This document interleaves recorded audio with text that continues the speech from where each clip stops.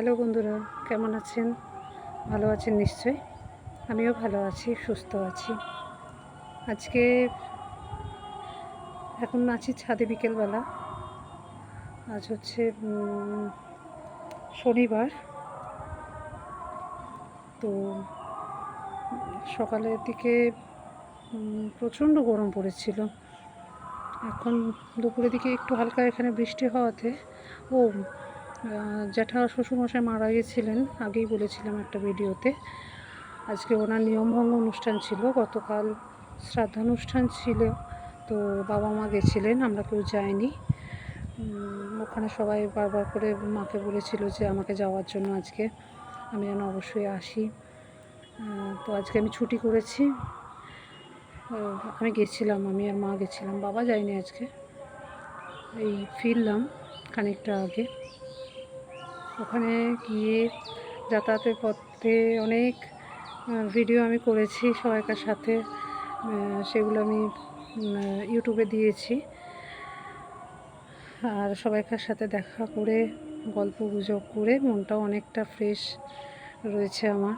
খুব ভালো লাগলো, অনেক দিন পরে অনেকের সাথে দেখা হলো। তো যাই হোক, ফেরার সময় ঠিকই ছিল সব কিছু, কিন্তু কামারকুণ্ডু স্টেশনে নেমে খানিকটা আসার পর মায়ের শরীরটা খুব খারাপ করছিল। তো প্রথমটা বুঝতে পারিনি, মা স্টেশনের কাছে ট্রেন থেকে নেমে ওভারব্রিজে একবার দাঁড়ালো, তখন আমি বুঝতে পারিনি। মা কিছু বলেনি আমাকে যে মায়ের শরীরটা খারাপ লাগছে। আর মায়ের তো যেহেতু হাই প্রেশার, তো স্টেশনের কাছে একটা দোকানে, ফলের দোকানে এসে মা বসে পড়েছিল। মা বললো আমার শরীরটা প্রচণ্ড খারাপ লাগছে। সঙ্গে সঙ্গে বসিয়ে রেখে সামনেই ছোটো দেওরের দোকান ছিল, ওকে ডেকে নিয়ে এলাম একটু ঘাড়ে মুখে চোখে জল ফল দিতে। আবার ছোটো দেওর মোটর সাইকেলে করে বাড়িতে দিয়ে গেছে। আমি একটু ঘাবড়ে গেছিলাম, কারণ কি দুদিন আগেও মায়ের এরকম একটুখানি শরীরটা খারাপ করেছিল, আমি এসে শুনেছিলাম, ডিউটি থেকে এসে বাড়ি এসে শুনেছিলাম।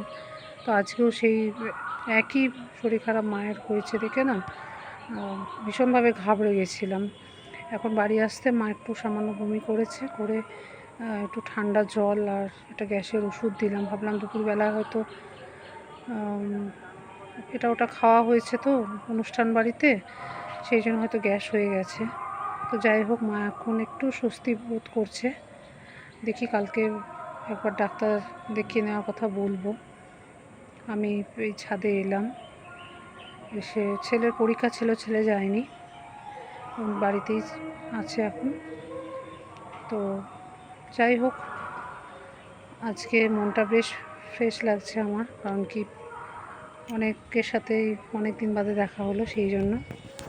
ঠিক আছে বন্ধুরা, সবাই ভালো থাকবেন, সুস্থ থাকবেন।